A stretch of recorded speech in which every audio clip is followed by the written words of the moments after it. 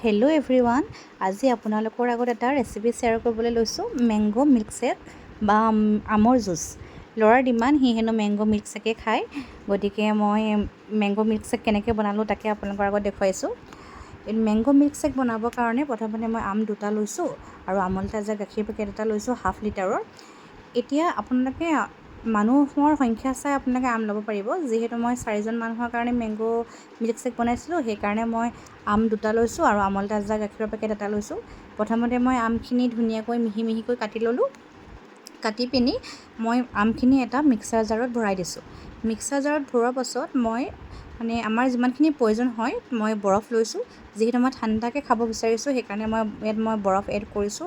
বৰফ বনাই থোৱা আছিলে আৰু ইয়াৰ লগতে হাতে কামে ল'ৰাও মোৰ লগত লাগি গৈছে, ময়ো বৰফ দিছোঁ, তাকো হেনো বৰফ দিব লাগে। এতিয়া বৰফ দিয়া হৈ গ'ল। বৰফ দিয়া হোৱাৰ পাছত মই এতিয়া তাত আমুল তাজা গাখীৰ এড কৰিছোঁ। গাখীৰৰ পৰিমাণটো আপোনালোকে নিজে চাই ল'ব, মানুহৰ সংখ্যা চাই। মই যিহেতু 4জন মানুহৰ কাৰণে বনাম, গতিকে মই আন্দাজমতে গাখীৰটো ধুনীয়াকৈ দি ল'লোঁ। দিয়াৰ পাছত গাখীৰ যেতিয়া এড কৰাৰ পাছত তাৰপাছত মই ইয়াত কি কৰিছোঁ, চেনি এড কৰিছোঁ দেই। চেনি আপোনালোকে আন্দাজমতে চাই ল'ব। যদি চেনি বেছিকৈ মিঠা খাই ভাল পায় অলপ বেছি মিঠা দিব, বা যদি কমকৈ মিঠা খায় কমকৈ দিব, বা চেনি ব্যৱহাৰ নকৰিলেও হয় দেই। চেনি ব্যৱহাৰ নকৰিলেও জুচটো মিঠাই হয়। কিন্তু মোৰ ইয়াত কি হয়, আমকেইটা বৰ বেছি পকা নাছিলে, পকাই আছিলে কিন্তু বেছি ৰঙচুৱা আমটো নহয়, সেইকাৰণে মই অকণমান চেনি দিব লগা হ'ল। তাৰপাছত ধুনীয়াকৈ মিক্সি মই মাৰি ল'লোঁ।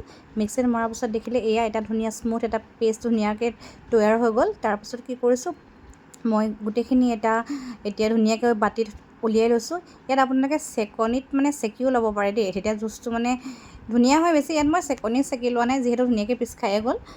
ডাইৰেক্ট মই বাতিত গ্লাছত দি দিছোঁ।